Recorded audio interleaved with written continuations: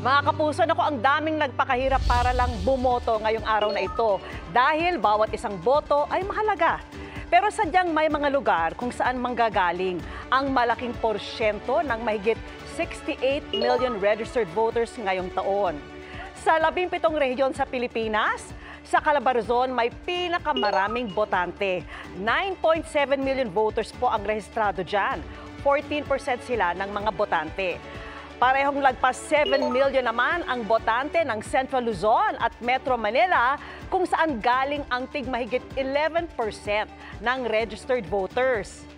Pasok din po sa top 5 vote-rich regions ang Central Visayas at ang Bicol na may mahigit 4 million registered voters.